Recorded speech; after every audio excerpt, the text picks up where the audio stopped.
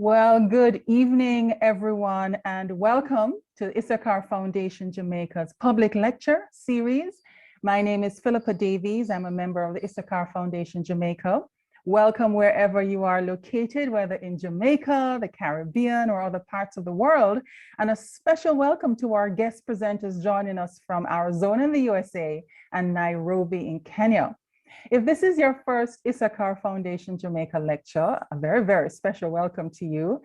And just hope that you will be able to come and join us in future lectures. But I want to let you know that the series provides a forum to explore public policy issues and social trends within the context of the Judeo-Christian worldview, which the foundation unabashedly affirms as providing the most sound foundation for nation building and human flourishing for everyone. And we take our inspiration from First Chronicles chapter 12, verse 32, which says, "The men of Issachar understood times and knew what Israel should do." I'm going to invite Pastor Chris Maharaj from the Pentecostal Assemblies of the West Indies in Trinidad and Tobago to open our time together in prayer.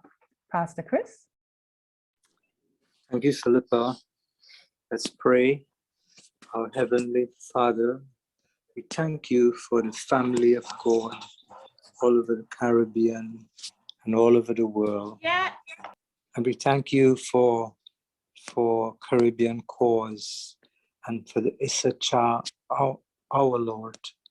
And Lord, we pray that you will take charge of this meeting and you will guide our presenters and you will bless them as the minister, and that you will minister to all the people everywhere, all over the world that are listening. And we pray that you will be glorified and that they will be ministered to, Lord, and empowered to do the work of God in this hour. We pray in the name of your Son, Jesus. Amen. Amen. Amen. Thank you very much, Pastor Chris. Now, I just want to let our returning participants, attendees, and the new ones to know that the Issachar Foundation Jamaica has hosted public lectures since August 2010. And before COVID-19, we met face-to-face, but since June 2020, we have migrated online. And this is our 10th virtual lecture. Some of the previous topics, both in person and online, were moral inputs, mortal outcomes, bridging the gap between values and crime, uncovering the hidden facts about NIDS, National Identification System, life with COVID, health, law, and liberty. Too is better than too many is leaving Jamaica with too few, the deadly truth behind population control programs. Common sense for the Commonwealth, resisting British totalitarianism. Wade in the water, an end to Roe v. Wade in 2022, and George Soros, globalism and a threat to human rights. And this evening, we will be looking at Keep Us Free from Evil Powers and expose on the new ACP-EU partnership agreement. I'm now going to invite the chairman of the Issachar Foundation Jamaica, Dr. Wayne West, to make opening remarks. Dr. West? Well, good evening, everyone, and we want to thank all those from the other Caribbean islands for being here. The church has been facing a particular challenge over the last maybe 50 years or so, in that the fruits of the theory of evolution have come to pass in the universities. And so there is a concept or a feeling, because it's really a feeling, it's not really based on scientific fact, in places of learning, like in the universities, that the church, people in church are really very stupid who believe fairy tales, and that the secular atheist people are really the smart people of the world, and they should be the ones making public policy. And this feeling is certainly prevalent in places like universities and in places like the United Nations. And they are also present in the places like the European Union. These people think that this is time we leave the fairy tale of religion behind and impose human values, humanistic values throughout society. And of course, you know, the Bible is clear that when people make such decisions, they really become very unwise. And we see things like men that, you know, the whole trans ideology and all these various ideologies coming into the public square because of that type of thinking. So we in the Issachar Foundation, we know that our pastors are very much involved in taking care of the sheep. And they may not always have the time to consider what is happening in the political and legal and social spheres. So we have taken it upon ourselves because we think we are directed by God to find out what's happening and share it to our pastors and our church leaders. The Issachar Foundation recognizes that the pastors, you know, they are the shepherd of the flock, and they have so many demands on them that they are not always able to pay attention to, you know, the politics, the legal issues, and so. So the Lord has called us. We feel responsibility for that area of the vineyard to find out what's happening that may be harmful to the church and the world, and to share it with others so that we in the church would know what to do. So that's the whole purpose of the Issachar Foundation. Thank you very much. Okay, thank you very much, Dr. West. And just to say that if you have not yet given us your email address and you'd like to be notified of upcoming lectures, please inbox me, Philippa Davies, with your email address, and I will add you to our mailing list so you can receive notification of future lectures. And after our presentations, there will be an opportunity for questions and answers, but we will only take written questions. You may post them into the chat or directly inbox me, and I will acknowledge and field them to our presenters. And please make sure that you keep your mics on mute throughout the lecture. And I'm also going to invite you to check out the Issachar Foundation Jamaica YouTube channel, where we have recordings of previous lectures. So do view and listen and subscribe so that you can keep up to date with our recordings, our lectures. So now I am going to introduce our main speakers for this evening, and they are Sharon Slater and Richard Kakito. Sharon Slater is the co-founder and president of Family Watch International, FWI, a non-governmental organization in consultative status with the Economic and Social Council of the United Nations that works to protect families worldwide. Over the past 22 years, Sharon has served as an informal consultant to over 70 UN member states on the matters of life, human sexuality, and family policy issues. Sharon is one of the foremost experts on comprehensive sexuality education, CSE, having analyzed many CSE manuals published across the globe. And she has also directed multiple widely acclaimed documentaries, including The War on Children, the Comprehensive Sexuality Education Agenda, Cultural Imperialism, the Sexual Rights Agenda, and Porn Pandemic, the Devastating Impact on Marriage, Children, and Families. And I'm going to post into the chat the web link for these documentaries so that you may view them and be informed on these very important issues. Augustine Richard Kakito, our second presenter, is a Ugandan attorney based in Nairobi, Kenya. He is the Africa Policy Advisor of Family Watch International. He lectures in human rights and international relations at the Catholic University of Eastern Africa in Nairobi, Kenya, and has been active within the UN human rights mechanisms, for example, on the matters of special procedures, treaty bodies, and the Universal Periodic Reviews for Anglophone Eastern Africa. Our presenters are well-informed, well-suited to speak to us on this very important matter. And so I'm going to hand over right now to Sharon Slater. Sharon, you have the floor.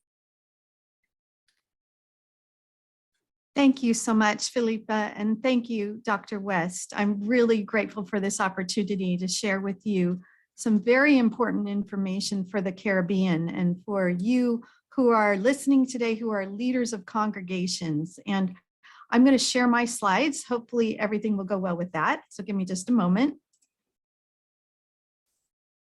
Let's see.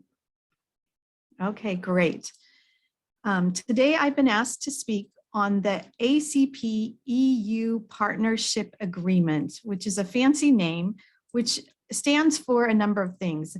It is a treaty that was the renewal of a previous treaty called the post-Cotonou Agreement. It was initialed by the EU and the ACP, and the ACP stands for African, Caribbean, and Pacific states. Just a second, let me get right. There's an issue with the slides. Okay, so the ACP consists of 79 African, Caribbean, and Pacific states that are all signatories to the 20-year Cotonou Partnership Agreement. This agreement, if you're familiar with it, was largely an economic and developmental agreement to help with infrastructure and water and housing and all the different things that are important for the flourishing of families and individuals in these countries. And the ACP consists now of 48 sub-Saharan African countries, 16 from the Caribbean, and 15 from the Pacific states. And as mentioned before, it has various names, including the post-Cotonou Agreement, the Samoa Agreement, and we call it the Devious EU Treaty, and I'll be showing you why. Because when it was initialed by the EU and the head of the ACP on April 15th in 2021, this started the process towards all of the countries signing upon it, which will make it binding upon all the states.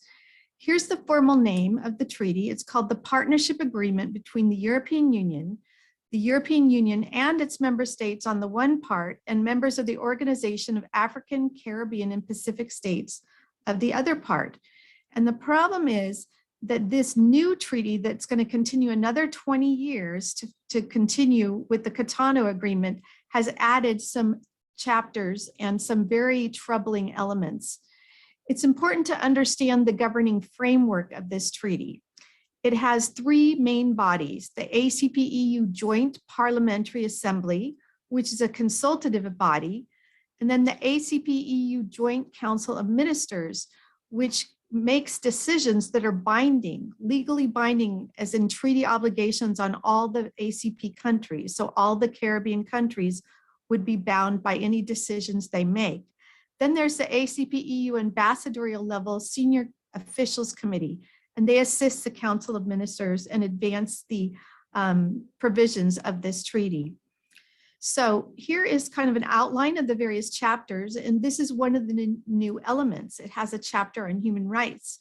In fact, the term human rights appears over 100 times without defining what that means, leaving it open-ended. And we are very familiar, and I'm sure many of you are, with the Call It a Human Rights strategy, where people are claiming all sorts of things are human rights, which actually are human wrongs. Another new element is a chapter on human and social development, and then a chapter on global alliances and international cooperation. We're very concerned about this part of the treaty because it says the functions of the OACPS-EU Council of Ministers shall be to adopt joint positions. And remember, this is the element of the governing body that's decisions are binding, and they're supposed to adopt joint positions in international organizations and forums. So what might those international organizations be? That would include CARICOM, it would include the United Nations and so forth. And they are also to oversee the effective and consistent implementation of the agreement.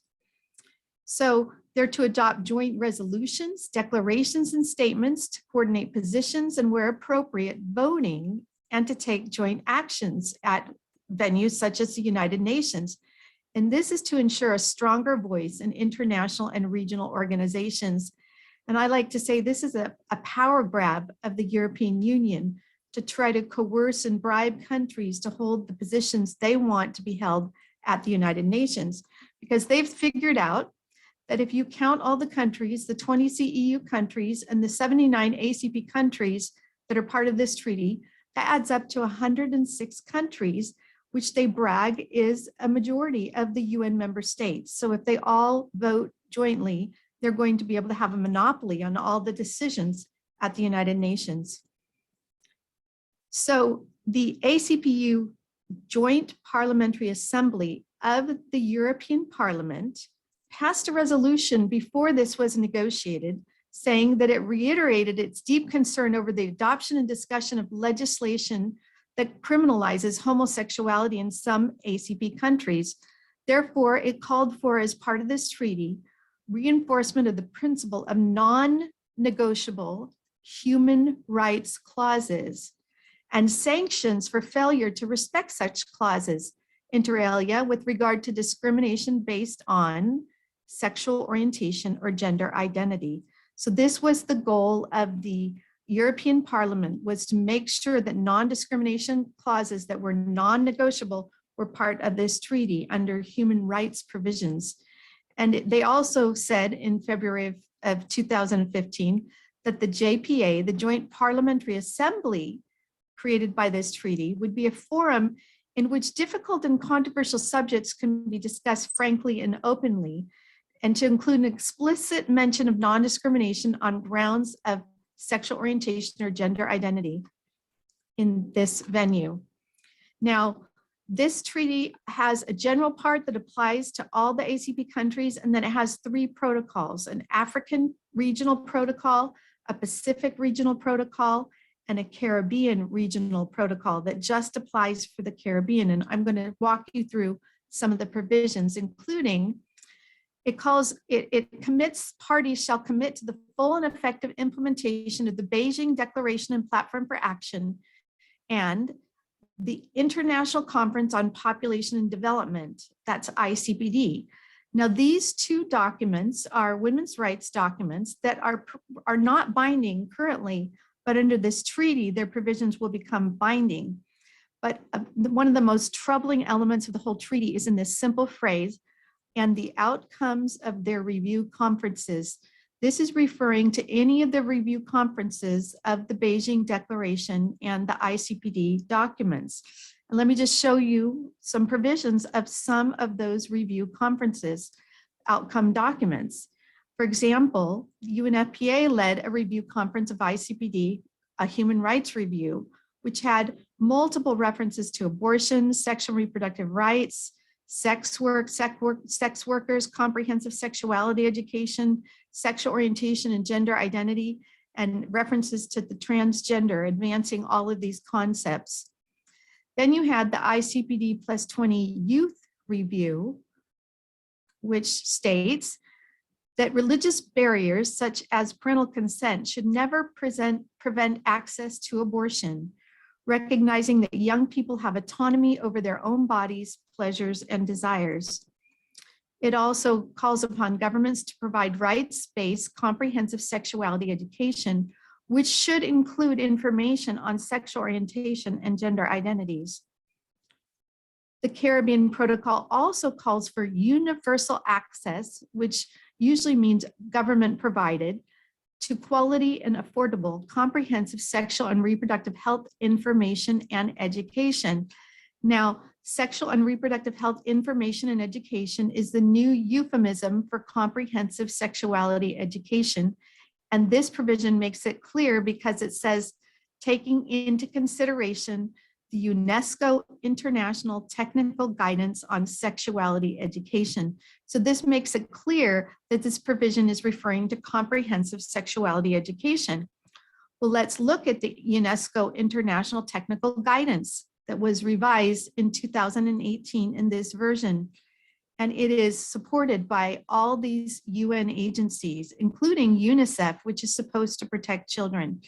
And I only have time to just show you a few provisions, but it actually redefines abstinence, saying that abstinence means not just choosing not to have sex, but it also means deciding when to start having sex and with whom. It teaches children to summarize key elements of sexual pleasure, and that they must recognize that each person's decision to be sexually active should be respected at all times, meaning they should respect promiscuity. Then it brings in the transgender ideology asking students to define gender and biological sex and describe how they are different, and to differentiate between the values that they hold and that their parents or guardians hold about sexuality. This very carefully indoctrinates children and seeks to separate them from their parents' religious and family values. It actually also reveals in this statement that they're trying to create customers for their clinics. It says the demand creation potential of CSE, comprehensive sexuality education, and the provision of youth-friendly SRHR services and commodities, that there is a need to demonstrate that this can create the demand for this. Also, as part of the Caribbean Regional Protocol, it calls for the delivery of sexual and reproductive health care services, which we know is a euphemism for abortion. And it calls for governments to commit to implement sexual and reproductive health and rights, and provide universal access to sexual and reproductive health commodities and healthcare services without defining them. Now, shortly after this was signed and initialed by the ACP head of that organization and the EU head negotiator, the European Union adopted in their parliament this document called the Matic Report on Sexual and Reproductive Health and Rights in the EU, where they've essentially defined sexual and reproductive health and rights to include abortion, sexuality education, the enjoyment or the right of LGBTI persons to be recognized for their diversity of sexual orientation and gender identity. So we know how the EU defines SRHR, or sexual and reproductive health and rights. Sexual and reproductive health has always been the Trojan horse that we fight at the United Nations, which brings in LGBT rights, abortion, and sexual rights for children. And comprehensive sexuality education is a part of that, but is also the vehicle to advance sexual and reproductive health. So sexual and reproductive health is a compound word. It includes sexual health and reproductive health. And the UN came out in 2015 with this definition for sexual health called Sexual Health, Human Rights and the Law, that's supported by all these UN agencies and the World Bank. And they define sexual health to include abortion and contraception, pleasurable and safe sexual experiences, and the recognition of the diversity of sexual behavior and expression. They say in order to have sexual health, all countries should work towards decriminalization of sex work or legalizing prostitution, legalizing same-sex marriage to protect the fundamental human rights of including access to health services, access to hormonal treatment or, quote, gender reassignment surgery. And they say that comprehensive sexuality education is crucial for sexual health. So again, sexual and reproductive health is very problematic. And this is supported by the HRP, which includes all these UN agencies, and lo and behold, also their partner, International Planned Parenthood Federation, which really is the driver behind a lot of these policies that the United Nations and the EU is pushing.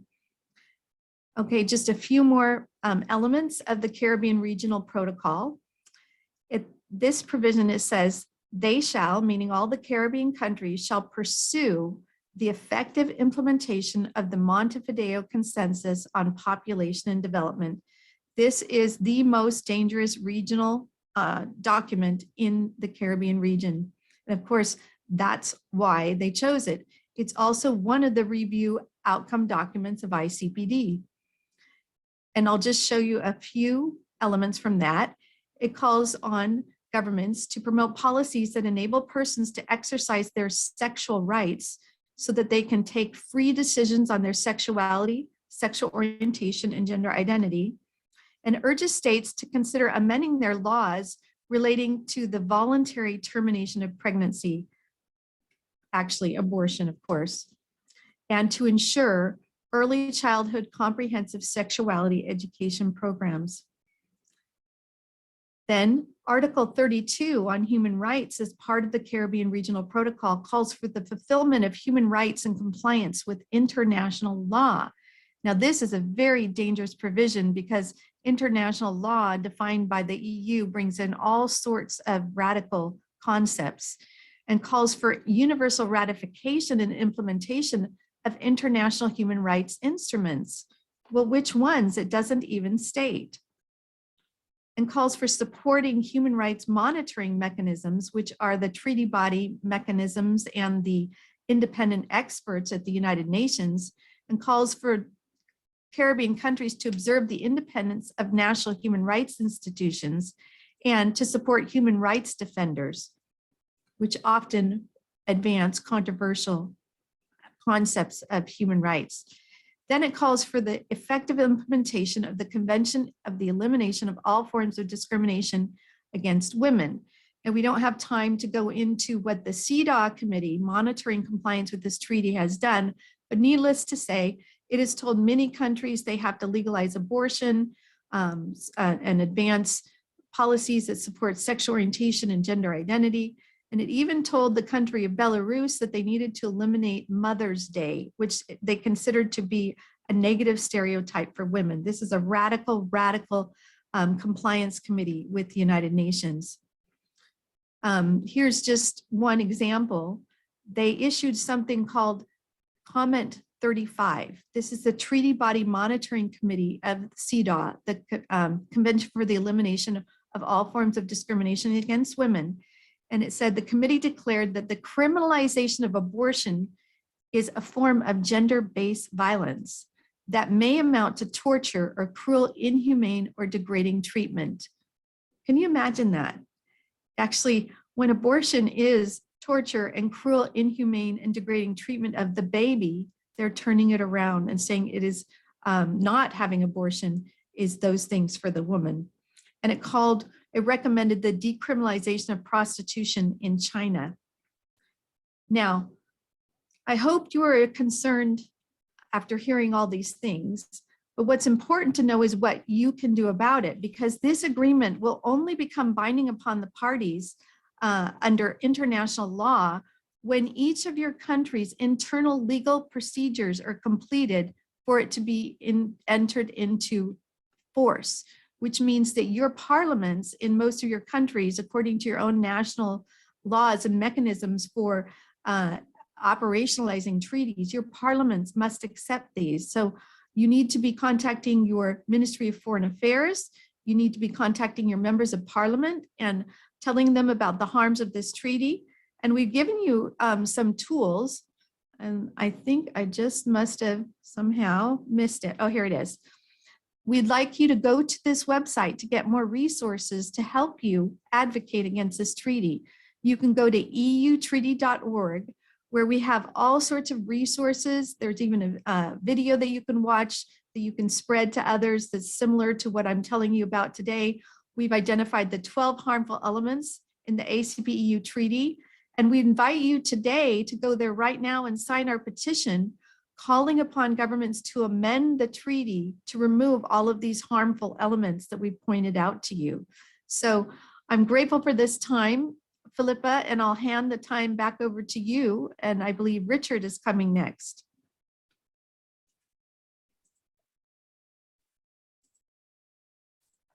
That's right. Thank you so much, Sharon, and for setting the foundation and the backdrop to the history of the ACP-EU treaties and the content of what is current. And now we're going to invite Richard to share with us what has happened on the continent of Africa and the responses from the concerned Africans to this treaty. Richard, you now have the floor.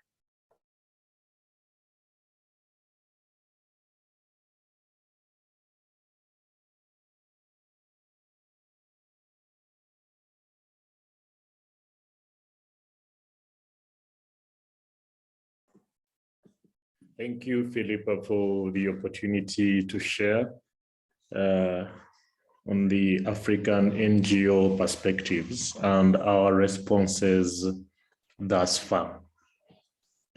Now, from our perspective, we realize that the European Union has adopted the Sexual and Reproductive Health and Rights as a foreign policy agenda towards Africa. You will find that most of the communications within the human rights systems are reflective of the SRHR agenda. You'd find it in the treaty body mechanisms. You will find it in the universal periodic review processes. You will find it in the special procedures that are largely sponsored by the European Union governments. You will find it in the regional bodies. It is factored into how the EU relates to the African Union. It is factored into how the EU relates to the East African Community and the South African Development Corporation. So it seems like European Union governments have just decided that when dealing with Africa, you must push or you must include the SRHR agenda. And as Sharon has indicated, we know that it is a loaded ideology. It is a loaded term that has a lot of content in there that is antithetical to the African values, antithetical to the Christian values. We also know from our perspective that development cooperation, legislation, litigation, policy, and programming are being used as the avenues of implementing SRHR ideas in our governments. You cannot today develop any serious development program or project in Africa without the inclusion or without ideas that are sympathetic to abortion or the LGBTQ movement. We also know that European Union supported organizations are pushing for bills at the regional and domestic level. In East Africa, we've been battling with the Sexual and Reproductive Health and Rights Bill. It has not yet been passed, but it is popping up every other time, partly because actually the ESC is receiving substantial funding from the European Union. We know that at the African Union level, it is the same challenge. A number of commissions at the African Union, the one on children, the commission on implementation of the African Charter on Human and People's Rights, has all been infiltrated by technocrats and by policymakers who think that the SRHR agenda is good for Africa. A number of bodies have been taking on litigation in courts to pull down laws and policies considered to be pro-life and pro-family. So that's how we see it from our perspective in Africa, the kind of pressure we are at. Our governments are under pressure, and the civil society space is also largely polluted in that sense. We also realize that this economic partnership agreement between the European Union and the Africa, Caribbean, and Pacific states will serve the purpose of granting treaty status to the SRHR language. Now, with all its good trade ideals and opportunities that our governments see, this trade agreement has sneaked in the provisions that Sharon has shared with you, and these provisions are not limited to the to the Pacific states. We also have quite a number of provisions. It's like the protocols were just duplicated and they searched everywhere. You have Caribbean, put Africa, everywhere you have Africa, put Pacific. The same language precisely. And we had not yet heard on this continent any document that grants sexual and reproductive health and rights treaty status.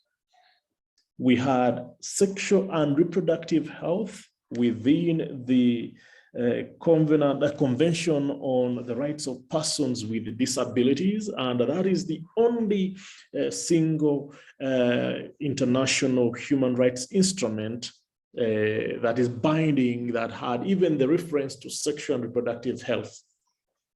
Now, this treaty, when ratified, is going to make SRHR international law with regard to our governments.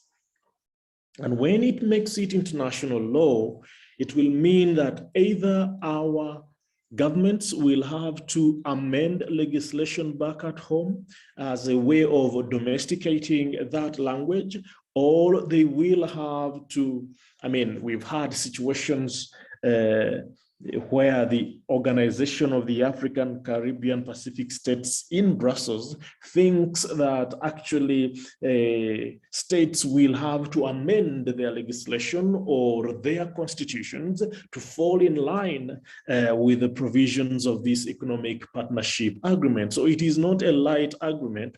It seems it has come with a lot of force. We also know that the people of ACP, and this means the parliaments of the African, Caribbean, Pacific states, were not on the negotiating table. We've had information that they asked to be part of negotiating this treaty, and they were denied an opportunity. It was limited to the Council of Ministers at that time. And in the case, you will realize that the European Union seems to be the one driving the agenda, and the ACP states are only following along. Right now, for example, the parliaments we are connected to, this treaty has not even been tabled for discussion in Kenya Parliament. It has not been tabled in the Ugandan Parliament. It has not been tabled in the Tanzanian Parliament. So we are wondering what is going on with all the secrecy involved. What have we done so far? We have attempted to engage with faith leaders in country and regionally. When we got information that this treaty had been signed in April 2021, we prepared a brief, at least for Kenya, the Uganda, and several other countries, to alert the faith leaders at the level of the country, the national level of faith leaders, so that they may use their good offices to engage with the political leaders in their countries. And for some reason, even the leaders in the governments were not aware, especially talk of our parliaments at that time, talk of the concerned ministries. For example, in Kenya, when the Kenya Conference of Catholic Bishops and the Evangelical Alliance of Kenya contacted the ministers of education and the ministers of trade, there was some sort of unawareness that this was going on until the Minister of Foreign Affairs actually was contacted, and they said, yeah, this has been negotiated, but negotiations are still going on. Yet it had already been initiated by April 2021. And by initiating, we are saying that it has been negotiated, the negotiations are done, we are waiting for ratification. So there was some level of unawareness amongst our people. We've also been able to engage the African Union ambassadors in Addis Ababa, Ethiopia. There is a permanent representatives council there, of ambassadors who understood what we were talking about, and they decided that in the forthcoming interactions with the European Union ministers, they wouldn't actually include SRHR. Now, I would say this is one of the wins, I would say, that we have made over the last 1 year. The fact that now our diplomats, at least those who have interacted with us, are aware that when they hear sexual and reproductive health and rights in any of the international documents, their ears are up and they question quite a bit what those concepts mean.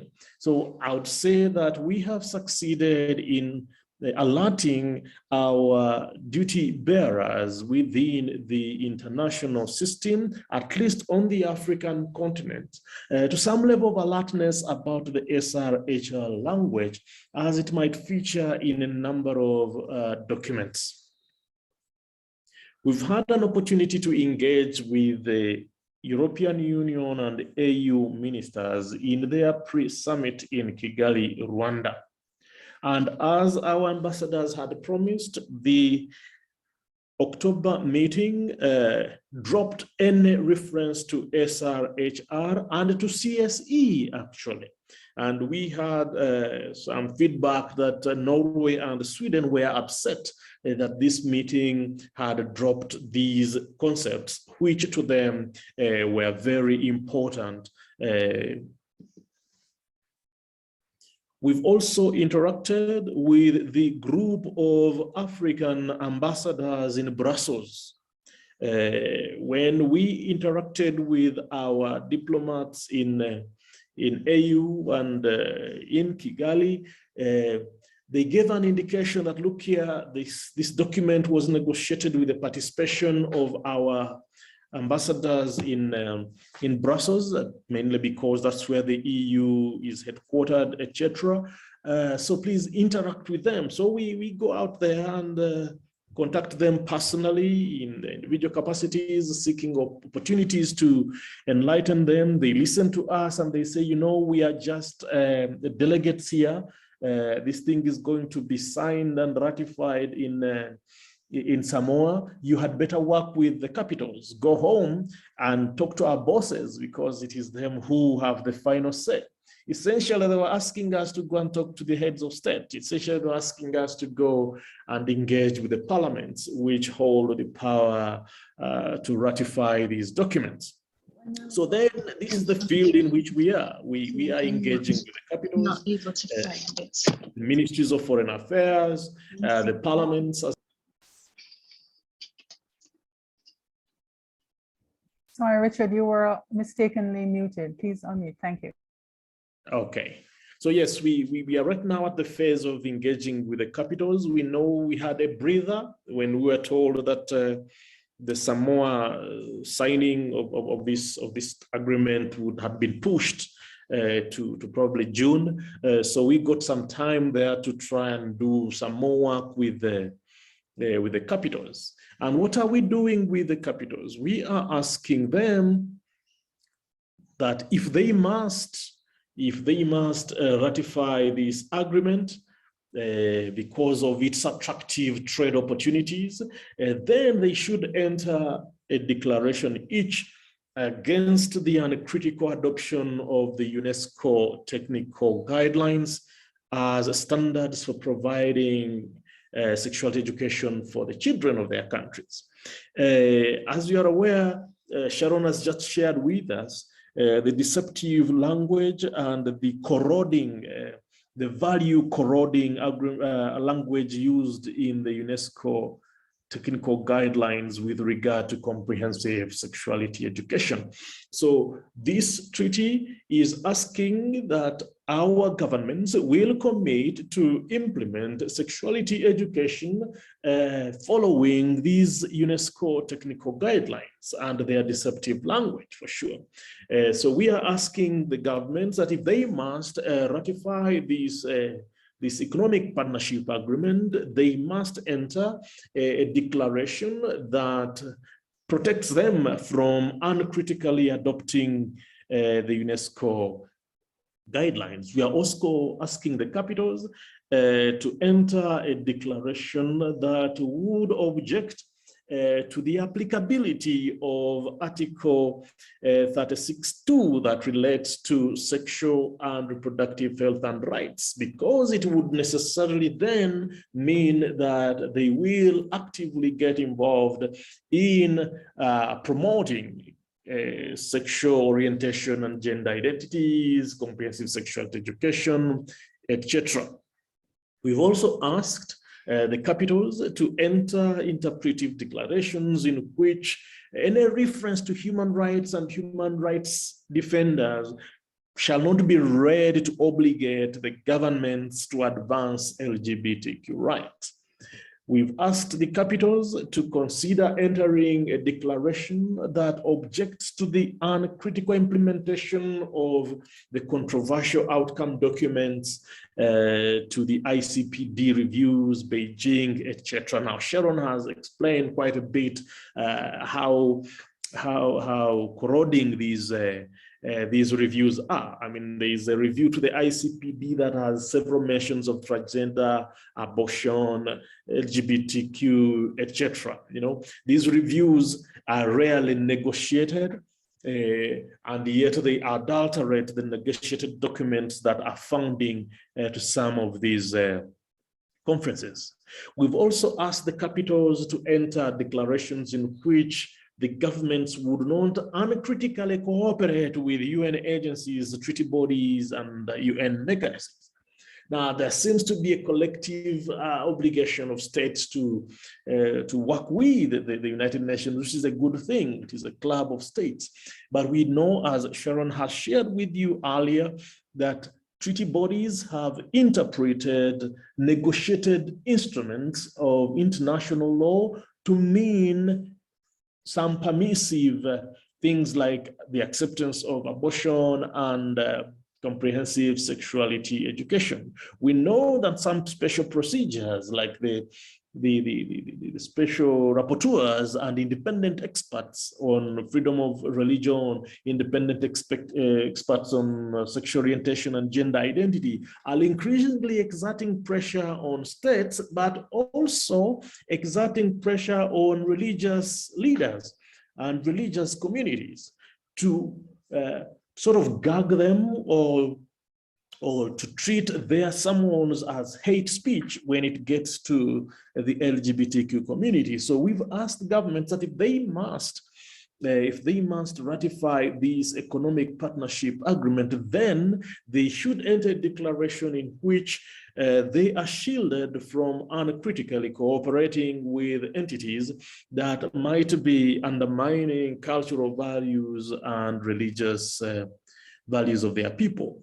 Finally, we have asked the capitals to enter declarations that are interpretive in character with regard to the supremacy clause of the EPA. Now, this economic partnership agreement arrogates onto itself a supremacy over any other regional agreements on the African continent, meaning that other agreements would have to adjust and meet or conform with the standards of the economic partnership agreement. So we are asking our governments to make sure that they shield their governments by asserting state sovereignty, or at least regional sovereignty with regard to this agreement. So that's what I wanted to share about what it is that we have experienced with the EU ACP and the actions that we have taken. Thank you very much, Philippa, for the opportunity to share. Thank you very much, Richard, for that in-depth review of your concerns and the action that has taken place so far on the African continent. I really appreciate that. And thank you again, Sharon, for laying the ground and really pointing out the implications. It's indeed not a light agreement. So while Richard takes down his screen, I just want to say to our attendees before we open the floor for comments, questions, and discussion, I'm sure you want to hear what's been happening in the Caribbean. in response. And so I'm going to invite our colleague, Rebecca Ali-Govea, who is a founder of the ELPIS Center, which provides care and support for pregnant women in crisis, and the family unit in Trinidad and Tobago. And she's also the Caribbean coordinator for Family Watch International. She's going to speak to what has been happening across the region. And then I'm going to share what we have done in Jamaica. Rebecca, over to you. Thank you very much, Philippa. Good night, everyone. Thank you so much for having me on to share what we've been doing thus far. So you've heard a lot about the ACP-EU agreement already and the implications of this, and bear in mind, the implications are 20 years long. And you've heard from Richard what they've been doing. And similarly, we've prepared a brief for the Caribbean region that contains some of the same declarations or calls to parliamentarians. That brief was sent out. We started some months ago, in fact, to try to reach out to parliamentarians in Trinidad and Tobago to make them aware. So we do have some parliamentarians in Trinidad and Tobago who are aware. We've reached out to a couple in Jamaica and one or two in Guyana. But subsequent to that, we compiled a substantive brief containing a paper from Family Watch, from ADF, International Legal Brief, as well as some other instructive papers that would have been written. And we've sent that to every parliamentarian in Trinidad and Tobago, including the Honorable Prime Minister and the Leader of the Opposition. Over the last week, we've actually disseminated that brief to 14 other Caribbean countries based on email addresses that we were able to find and search for online and network and get email addresses. And we were able to send it to most of the ministers in government on most of the Caribbean islands. But that project was completed as of Thursday and Friday last week. So I started getting replies yesterday into today, and I guess we would continue to get replies. So I know that the brief has gone out and it's getting some attention. So I can keep us updated as we go along. Philip, I can always feed back to you what responses we get. So that's a summary of what we've been doing. And of course, apart from that, we have had multiple briefings for people of faith, in particular, large denominational groups and leaders of Christian organizations in the region. We've had multiple briefings for them. And I know coming out of some of those, the pastors themselves, leaders, have taken it upon themselves to disseminate the brief to leaders in their circle of influence. Thank you very much, Rebecca. Appreciate that.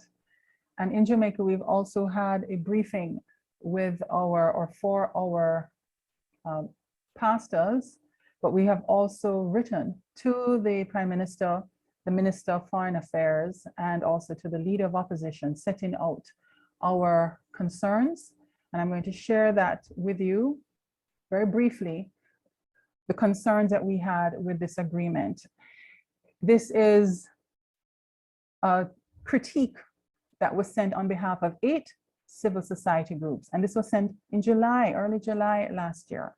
The groups that were signatory to the critique: the Jamaica Coalition for a Healthy Society, the Love March Movement, Jamaica Cause, Hear the Children's Cry, Lawyers Christian Fellowship Jamaica, Christians for Truth and Justice, Christians United for Life, Chosen to Glow Ministries. And then we were able to have a meeting with the Minister of Foreign Affairs, the Honorable Kamina Johnson-Smith, only in November last year. And the ministry has now sent its written reply, and we received it yesterday, almost a year since sending our comments. So very briefly, what did we express?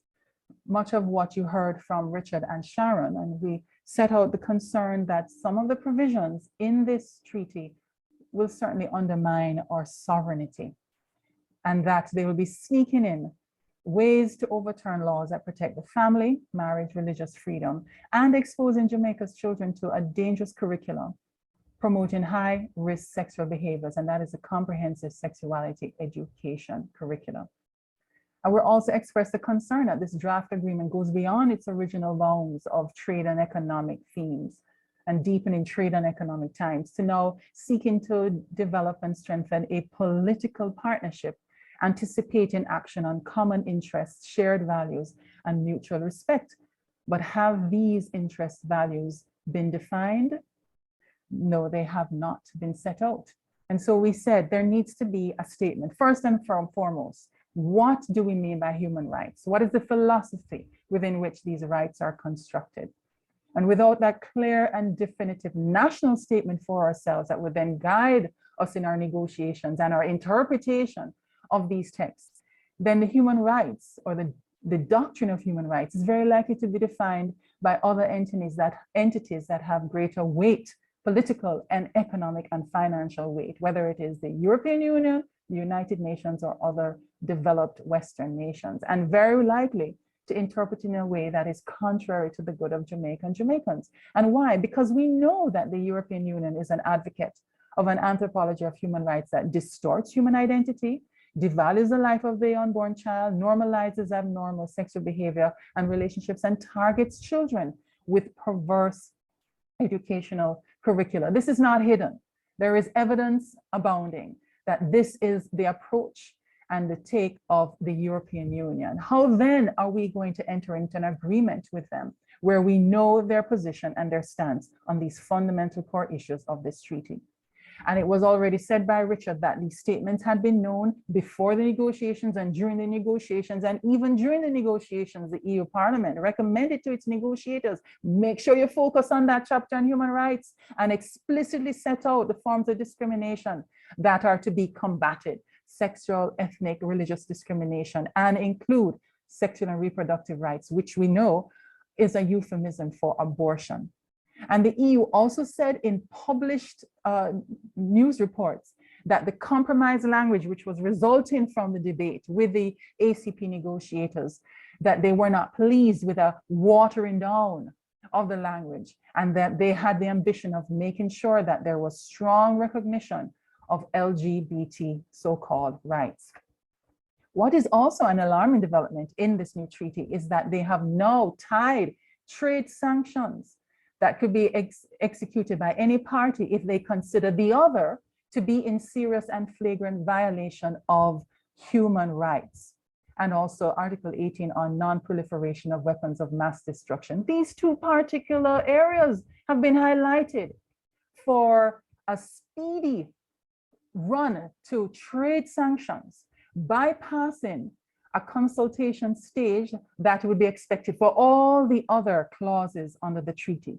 So if there is a dispute between the parties on any matter under this treaty, they have a dispute settlement procedure that would require consultation and discussion before getting to the ultimatum or the last resort, trade sanctions. But for these two clauses, human rights and non-proliferation of weapons of mass destruction, you can go jump straight to trade sanctions.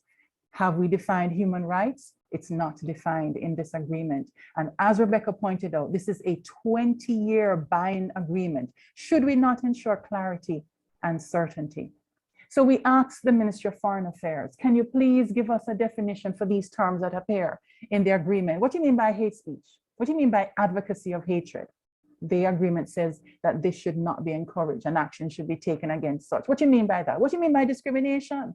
What do you mean by sex? What do you mean by gender? Social justice, sexual and reproductive health and rights. Now, it may seem innocent, these words, but if you have been following the developments over the last decade or more, that these words are being distorted in their interpretation, no longer the ordinary meaning being applied, and they're now being captured to mean an advocacy of acceptance of perverse sexual behaviors, and erosion of what it means to be male and female, and a silencing of speaking truth, or even just simply expressing your own opinion. We asked the government, are you accepting comprehensive sexuality education, which is what's been advocated in this treaty? And please remember what this CSC curriculum is about. Do you remember HFLE in 2014 and in 2012, when it was discovered this objectionable, unconscionable modules in the HFLE textbook for grades 7 and 9? Do you remember what happened in the children's homes in 2014, when Jamaicans for Justice and others were found teaching these children perverse sexual behaviors, risk-taking behaviors. That is CSE. Is the government of Jamaica, which on one hand had rejected it, is it now allowing it to come in through this treaty? We ask questions about incorporating references to international documents that contain ideas and recommendations that are contrary to our constitution, laws, and policies. What about a human rights institution, which we've seen in other countries, that has a damaging effect on the maintenance and exercise of fundamental freedoms? And what about the open-ended language? Are we binding ourselves to things yet to happen when the words have not been defined in this agreement? So we got a reply from the Minister of Foreign Affairs yesterday. We're still digesting it, but let me highlight some of what they've said. They said, and they seek to assuage us of any of our concerns, that the national laws, including our Constitution and Charter of Rights, are at the core of Jamaica's negotiating position and will guide their commitments, and that the government will only sign agreements that provide sufficient flexibility to address areas of national concern. And they are convinced that this agreement provides that flexibility, and that controversial terms will be interpreted in accordance with Jamaica's laws and policies. And that, and let me just remove this out of the way, Jamaica's national sovereignty, rights, and interests will not be undermined. So we should not be worried, we should not fear. Our concerns will not arise, they will not be realized. We asked a question about the definition of human rights. Did the ministry define human rights? No, they told us about the Interministerial Committee on Human Rights and that there is opportunity for discussion with civil society groups, and they will consult with the Attorney General's chambers to ensure that there's consistency in Jamaica's approach to any discussion about human rights in the international sphere. But they haven't answered our question. How do we define human rights? What is the philosophy within which Jamaica approaches human rights doctrines? They acknowledge that the treaty does not define human rights, but they assure us that a definition that is consistent with the principles of the agreement will be appropriately adopted. But what exactly are those principles on human rights? They say that there's partnership dialogue with the EU and that it will continue even after the signing of the agreement. It's an important dimension to the agreement, and human rights will be discussed in this partnership dialogue, whether it is at the ministerial level or at the technocrat levels.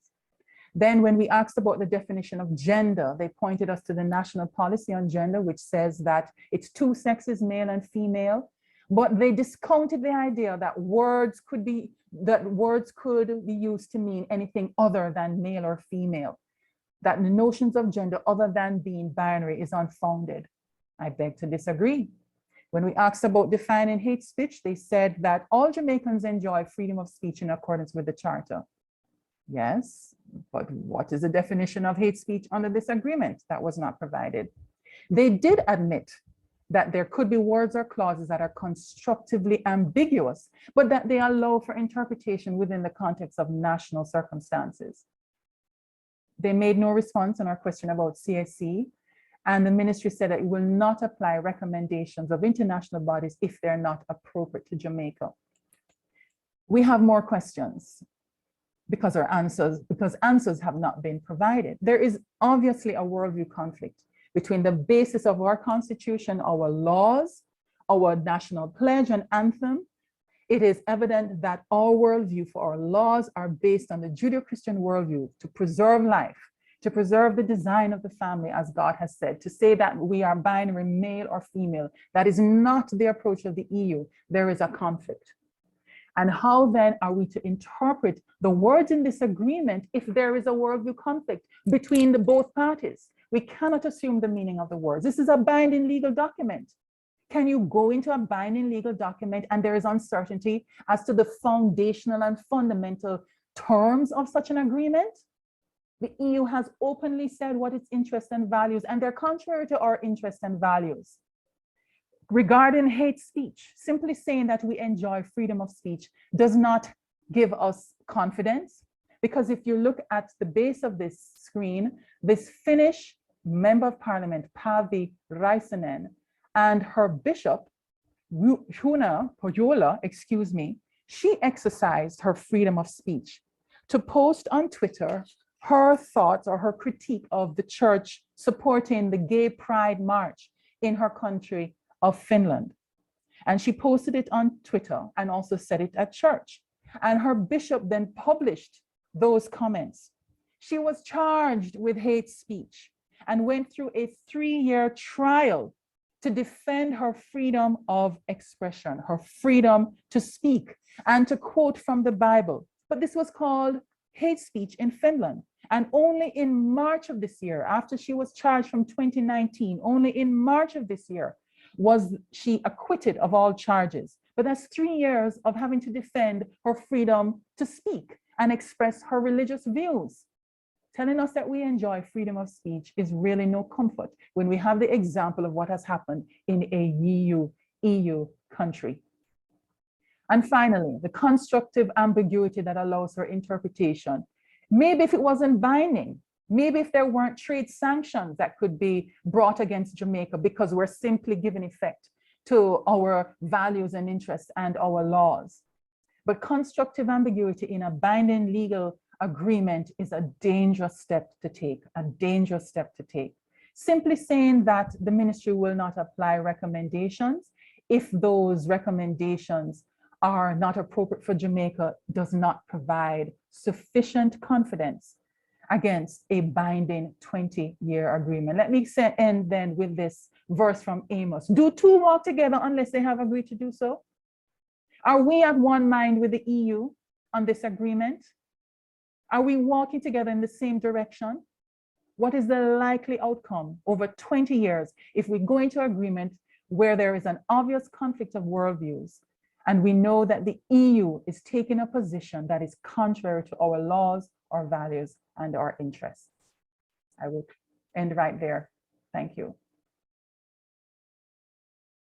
Thank you very much, Richard and Sharon, for the work that you have undertaken over the years and to be able to provide such rich resources for us in order to engage in such a meaningful way on these important matters of life and the family and good governance of our nation. Really and truly, thank you so much.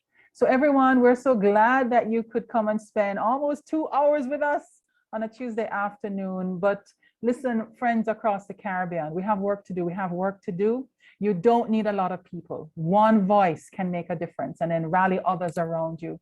So whether you are 1 or 100, we've got to take action. We're now at the beginning of May. We don't know when the signing date in June will be, but we've got to take action. Let us plan coordinated action across the region. But we can do something. We can do something. It has been done before. It has been done before. It was one school teacher who raised the alarm about CSE in the textbook. And then the public knew, then the Minister of Education knew, and it was culled. It was removed from the curriculum in school. One school teacher who started the ball rolling, and we're more than one here on this forum this evening. So we can do something and we must do something. So we'll be in touch. Again, post your email address to me in the chat if you are not already on the Issachar Foundation mailing list, and we will be in touch about next steps. But thank you so much. We hope you have been inspired, but also move to action. And we extend our great thanks to Sharon Slater, to Richard Kakito, to Bishop Alvin Bailey, Bishop Don Hamilton, to the signatories of the critique that we sent, to Rebecca Ali Govea. And thank you, friends, for this common interest that we have, a true common interest, and that is to preserve the sanctity of life, of family, and of course, the freedom to live out the gospel of Jesus Christ in our nations. Thank you so much. Do have a good rest of the evening and good night.